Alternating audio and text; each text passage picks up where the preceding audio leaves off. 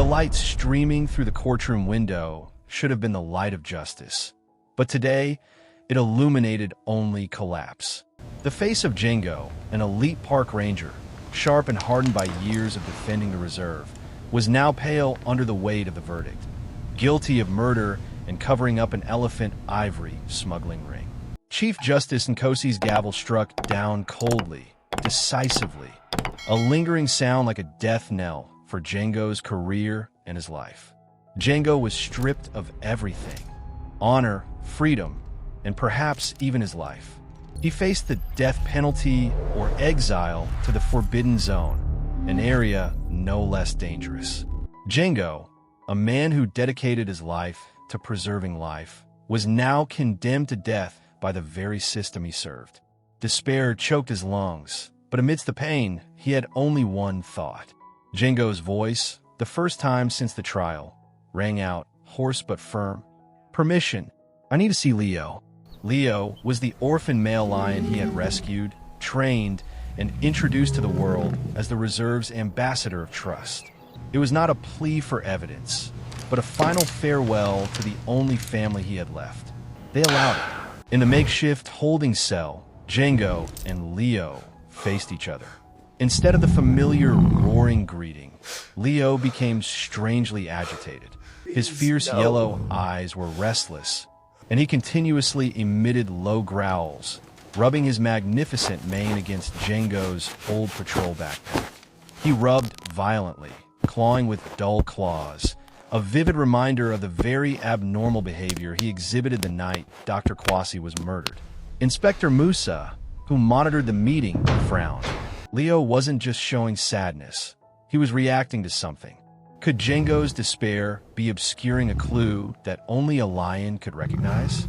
Leo's rough growl was the first warning of a greater truth buried beneath the surface. After the brief, tense meeting, Inspector Musa returned to his office.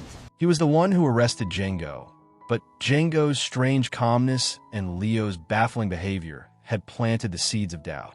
As a veteran investigator, Musa knew that judgments delivered too quickly often had deadly loopholes. Lions don't growl at guilt, they growl at danger. Throughout the long night, Musa decided to review all the files that the Reserve Management Council had dismissed from the trial. Under the yellow lamplight, he began to sift through the stacks of paper. His effort paid off. Musa found hidden evidence: a faint footprint record matching Malik, a notorious poacher known to operate near the northern border. More importantly, the original toxicology report had been altered. The original showed traces of an extremely rare sedative/poison, commonly used to paralyze large animals. This drug was not in the reserve's inventory, but was known in high-end smuggling circles to disable aggressive animals without damaging the tusks. Musa realized the bigger picture. Django wasn't the killer, he was the scapegoat. The case was too easy. A sense of duty and indignation surged within him. Early in the morning, Musa appeared at the Reserve Management Council headquarters with undeniable evidence: Malik's footprint and the exotic poison. The meeting was fraught with tension. The council, fearing a serious corruption scandal that could ruin the reserve's reputation, reluctantly signed an order to postpone the execution/exile for 48 hours. Django was kept in the holding area, but the clock had started ticking. Musa had opened the door of opportunity, but now the burden of proving innocence rested on his shoulders and those who believed in Django. 48 hours. That was all Django had to prove his life was not a lie. Aisha, Django's girlfriend, wasn't a ranger, but she understood Django's and Leo's souls. She remembered Django and Leo's brief confrontation the night of the murder.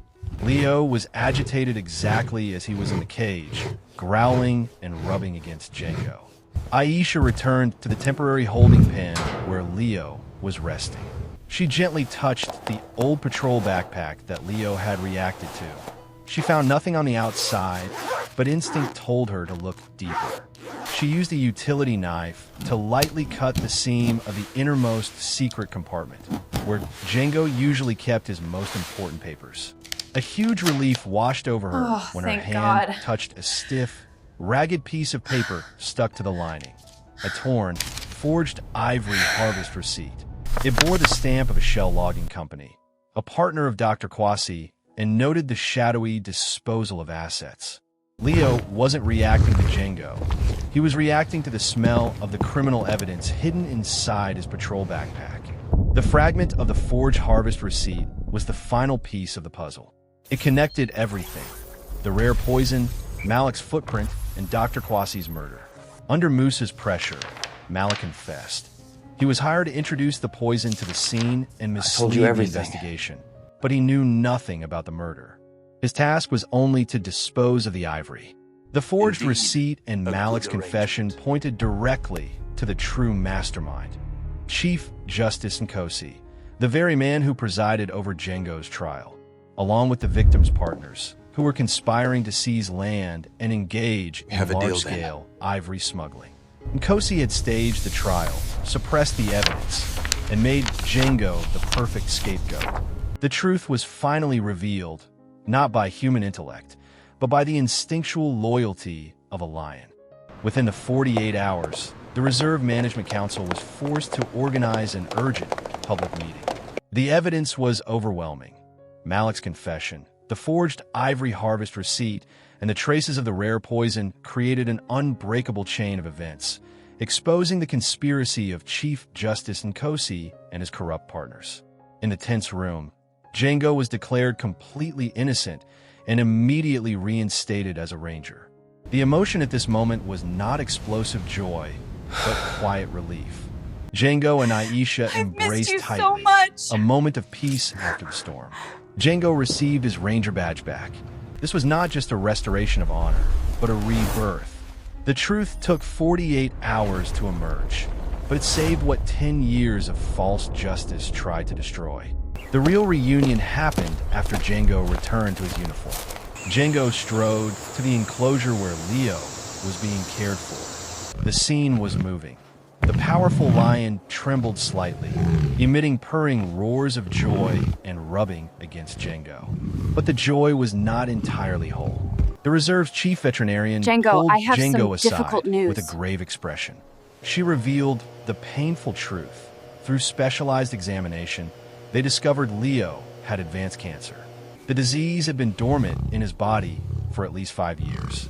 The agitation and sharp pain Leo exhibited in the holding cell were not just sadness.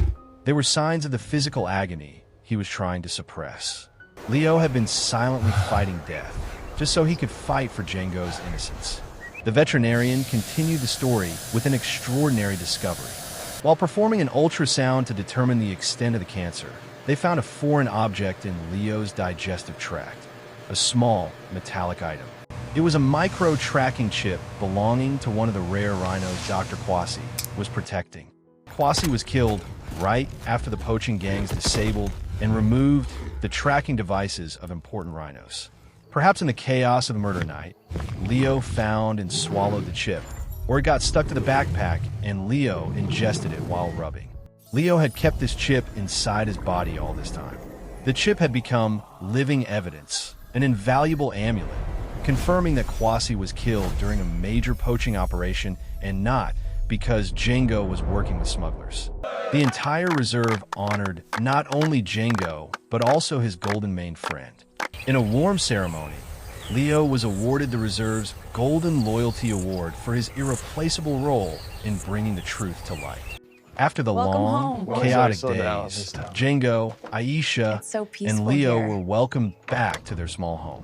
With the involvement of a professional veterinary team, Leo began a special treatment protocol, not to cure the cancer, but to give him the most precious time, to live in peace and love with the family he fought to protect.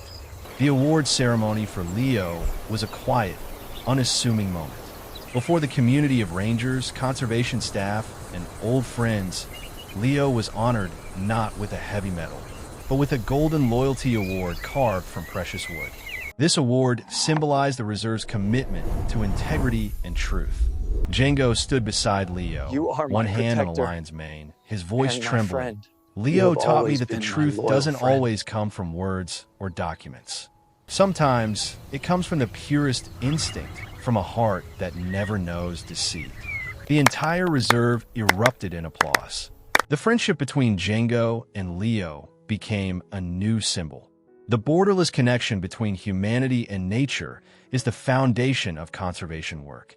Django was not only reinstated, but also entrusted with the important responsibility of leading a new anti-smuggling unit, established to honor the legacy of Dr. Kwasi. This unit not only focuses on stopping external poachers, but also has the mission of purifying the internal system from the seeds of corruption that caused the tragedy. Together with Django, Aisha founded a mental and legal health support program for Rangers. She understood the invisible wounds that suspicion and wrongful lawsuits could inflict on dedicated individuals. Their connection shifted from personal struggle to community service. The emotional focus returned to Leo. Django and Aisha decided time is the most precious gift. They began a special palliative care protocol for Leo. They knew no miracle could cure the cancer, but they could ensure Leo's remaining months were full and comfortable. They built a safe, comfortable area for Leo near their home, where he could enjoy the sunlight, the feel of the grass beneath his paws, and the constant presence of his family. This was a silent act of gratitude for the animal that saved Django's life through instinctual perseverance. The final image of this part is Django and Aisha sitting together, watching the sunset over the savannah. Leo rests not far away. The gentle golden light encompasses everything. Their home was healed. Justice was served.